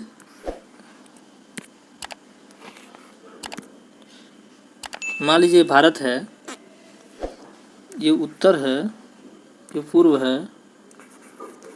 है, ये दक्षिण है, यह पश्चिम है। ठीक, तो उत्तर में हिमालय, ये हिमालय है, दक्षिण पूर्व में बंगाल की खाड़ी, इधर बंगाल की खाड़ी है, दक्षिण में हिंद महासागर, इधर हिंद महासागर है, दक्षिण पश्चिम में अरब सागर, ये अरब सागर है। ये भारत की प्राकृतिक सीमाएं हैं। आगे देखते हैं जो प्राकृतिक सीमा है उसके बारे में। तो उत्तर में हिमालय, दक्षिण पूर्व में बंगाल की खाड़ी, दक्षिण पश्चिम में अरब सागर, ये क्या है, भारत की प्राकृतिक सीमाएं, और दक्षिण में हिंद महासागर अवस्थित है। आगे देखते हैं भारत और पाकिस्तान के मध्य सीमा रेखा का निर्धारण। भारत और पाकिस्तान के मध्य सीमा रेखा अध्यारोपित सीमा है, यानी कि सुपर इम्पोज्ड बाउंड्री का एक उदाहरण है, यानी कि यह मानव निर्मित है, इसलिए हम इसे अध्यारोपित सीमा कहते हैं। भारत और पाकिस्तान के मध्य सीमा रेखा एक प्रकार की अध्यारोपित सीमा है, यानी कि सुपर इम्पोज्ड बाउंड्री है। आगे देखते हैं, ये है आपका बाउंड्री, कौन सा, सुपर इम्पोज्ड बाउंड्री, यानी कि अध्यारोपित सीमा है भारत के साथ पाकिस्तान का। आगे देखते हैं, अध्यारोपित सीमा एक ऐसी सीमा होती है जो किसी बाह्य शक्ति द्वारा आरोपित की जाती है। वह बाह्य शक्ति कोई भी हो सकती है, लेकिन भारत और पाकिस्तान के संबंध में ब्रिटिश शक्ति अध्यारोपित सीमा निर्मित करने वाली शक्ति रही है। वर्ष 1947 में भारत और पाकिस्तान ने ग्रेट ब्रिटेन द्वारा अध्यारोपित सीमा को साझा किया था। वर्ष 1947 में भारत और पाकिस्तान ने ग्रेट ब्रिटेन द्वारा अध्यारोपित सीमा को साझा किया था। अध्यारोपित सीमा वह ऐसी सीमा होती है जो किसी बाह्य शक्ति द्वारा आरोपित की जाती है। भारत के संबंध में पाकिस्तान के साथ अध्यारोपित सीमा है जो 1947 में बनाया गया था। आगे देखते हैं, इस रेखा को रेडक्लिफ रेखा कहा जाता है। ये जो रेखा है, ये जो रेखा देख रहे हैं आप, जहाँ मैं खींच रहा हूँ पेन, वह रेडक्लिफ लाइन के नाम से जाना जाता है, रेडक्लिफ लाइन। इस रेखा का निर्धारण सर सिरिल रेडक्लिफ द्वारा किया गया था। यानी कि ये जो सुपर इम्पोज लाइन है या अध्यारोपित सीमा है जिसका नाम रेडक्लिफ रेखा है, उस रेखा का निर्धारक कौन था, तो सर सिरिल रेडक्लिफ थे, जो एक ब्रिटिशर्स थे। आगे देखते हैं, ये क्वेश्चन को पूछता है कि रेडक्लिफ रेखा किन किन देशों के मध्य से होकर के गुजरती है, या रेडक्लिफ सीमा कौन सी देशों से होकर के गुजरती है। आगे देखते हैं, भारत और चीन के मध्य सीमा रेखा का निर्धारण। चीन भारत से मैकमोहन रेखा द्वारा पृथक होता है, यानी कि भारत और चीन के मध्य जो रेखा है उसका नाम मैकमोहन रेखा है। मैकमोहन रेखा का निर्धारण वर्ष 1914 में सर हेनरी मैकमोहन द्वारा किया गया था। कब? 1914 में सर हेनरी मैकमोहन द्वारा किया गया था मैकमोहन रेखा का निर्धारण, जो कि भारत एवं चीन के मध्य की रेखा है। अभी भी चीन को इस बात को लेकर के कन्फ्यूजन है कि मैकमोहन रेखा कभी बनी थी। वह बार बार भारत के अधिकार क्षेत्र में हस्तक्षेप करने की कोशिश करता है, जो एक प्रकार की बहुत ही गंदी बात हो सकती है और गंदी बात होती भी है। आगे देखते हैं, ये है आपका प्यारा चाइना, ये है उसकी सीमा जिसे हम लोग मैकमोहन लाइन कहते हैं। ठीक, इसे आप ध्यान में रखिएगा, इसलिए खींच रहा हूँ। इसी तरह से याद कर लेना भाई, बस याद कर लेना है। आगे देखते हैं, भारत और अफगानिस्तान के मध्य सीमा रेखा का निर्धारण। अफगानिस्तान भारत से डुरंड रेखा द्वारा पृथक होता है। कहने का मतलब ये है कि भारत के साथ जो सबसे छोटी सीमा लगती है अफगानिस्तान की, उस रेखा की लंबाई, उस सीमा रेखा की लंबाई डुरंड रेखा है। इस सीमा रेखा का निर्धारण वर्ष 1893 में ब्रिटिश कर्नल मार्टिमर डुरंड द्वारा अफगानों के साथ समझौता के माध्यम से किया गया था। 1893 में ब्रिटिश कर्नल मार्टिमर डुरंड द्वारा इस सीमा रेखा का निर्धारण अफगानों के साथ एक समझौता के माध्यम से किया गया था। यह चीज़ जो है ना भैया, रामबाण चीज़ है, याद रखिएगा। इसको याद रखेंगे तो फायदे में रहेंगे, तब कायदे में रहेंगे। और सिलेक्शन लेके आप बल्ले बल्ले करेंगे।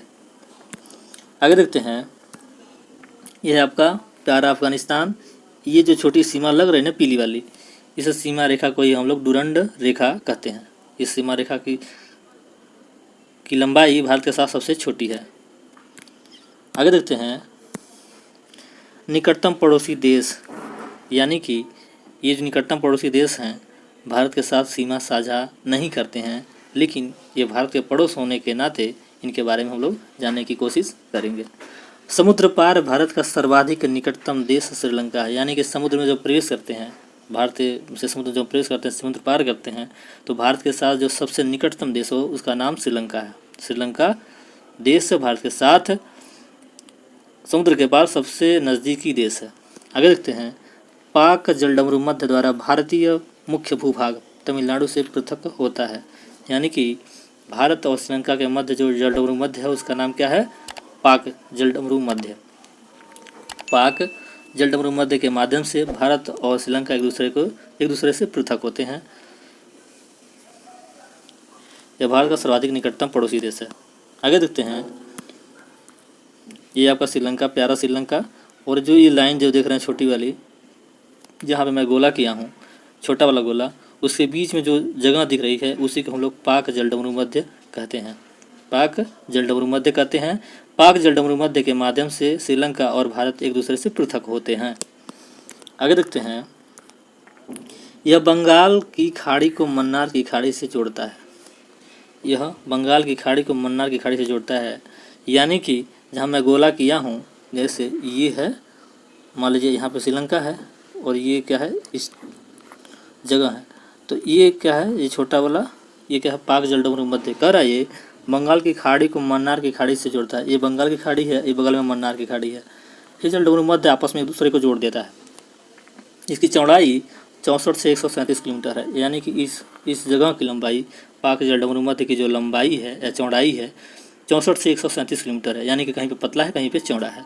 इसका नामकरण ब्रिटिश भारत में तत्कालीन मद्रास प्रेसिडेंसी के गवर्नर वर्ष 1755 से 63 रॉबर्ट पाक के नाम पर किया गया था, यानी कि किसी ब्रिटिश गवर्नर के नाम पर, जो मद्रास प्रेसिडेंसी का गवर्नर था किसी टाइम में, यानी कि 1755 से 63 के दौर में, उसका नाम था रॉबर्ट पाक। उसी के नाम पर उस पाक जलडमरू मध्य नाम रख दिया गया। इसकी चौड़ाई 64 से 137 किलोमीटर है और यह मन्नार की खाड़ी और बंगाल की खाड़ी को आपस में जोड़ने का कार्य करता है। आगे देखते हैं, यही है आपका पाक जलडमरू मध्य। पाक जलडमरू मध्य, इधर वाला क्या है, मन्नार की खाड़ी, इधर पश्चिम बंगाल, ये दोनों को आपस में जोड़ देता है ये। आगे देखते हैं, भारत और म्यांमार के बारे में। अभी भारत और म्यांमार के बारे में हम जानने की कोशिश करेंगे। भारत म्यांमार के मध्य हिमालय के उत्तरी पूर्व पर्वत श्रेणियाँ अराकान योगा नागा पटकाई स्थलीय सीमा बनाती हैं, यानी कि जैसे मान लीजिए भारत है, इधर ये जो सीमा लगती है, इधर ये जो सीमा रेखा है, मान लीजिए म्यांमार है इधर, तो ये जो सीमा रेखा लगती है उसमें 3-4 पहाड़ियाँ हैं, तो इसमें महत्वपूर्ण जो हैं अराकान योमा है, नागा पटकाई स्थलीय सीमा बनाती हैं। ये भारत को इरावदी नदी द्वारा म्यांमार से अलग करती है, यानी किसी के बगल से इरावदी नदी भी बहती है। इरावदी नदी में इरावदी डॉल्फिन भी काफ़ी महत्वपूर्ण है, जो एक प्रकार की संकटग्रस्त जीव है। भारत और म्यांमार के मध्य सीमा रेखा का निर्धारण करने वाली जो पहाड़ियाँ हैं वह अराकान योमा, नागा और पटकाई हैं, और साथ ही साथ एक नदी बहती है जिसका नाम इरावदी नदी है। यह भी भारत और म्यांमार के मध्य सीमा रेखा के निर्धारण में सहयोग करती है। आगे देखते हैं, त्रिपुरा राज्य उत्तर, पश्चिम एवं दक्षिण में 3 तरफ से बांग्लादेश से घिरा हुआ है। त्रिपुरा राज्य, यहाँ पे त्रिपुरा राज्य छोटा सा यहीं पे बगल में है, वह 3 तरफ से बांग्लादेश से घिरा हुआ है, उत्तर से, पश्चिम से एवं दक्षिण से। अतः इसके 3 तरफ अंतर्राष्ट्रीय सीमा है। यह भी कोई पूछ लेता है कि किस स्टेट की या किस राज्य की तीनों तरफ अंतर्राष्ट्रीय सीमा है, तो आपका प्यारा त्रिपुरा है जो सीमा साझा करता है बांग्लादेश के साथ। यह वीडियो यहीं पर समाप्त होता है। हमें उम्मीद है कि आप अच्छे से पढ़े होंगे, अच्छे से समझे होंगे, और मैं अपनी पूरी कोशिश किया हूँ कि किसी तरह का आपको कन्फ्यूजन न रह जाए और आप एग्ज़ाम में अच्छे से अच्छा परफॉर्म कर पाएँ और अच्छे से अच्छे मुकाम पे पहुँचें। इसलिए मेरी हार्दिक शुभकामना है कि आप बढ़िया से देखें, समझें और अच्छे मुकाम पे पहुँचें, सिलेक्शन लें। और वीडियो आपको पसंद आएगी, आई हो या आएगी, तो आप वीडियो को लाइक कर दीजिएगा, दोस्तों के साथ शेयर कर दीजिएगा और चैनल को सब्सक्राइब कर दीजिएगा। धन्यवाद।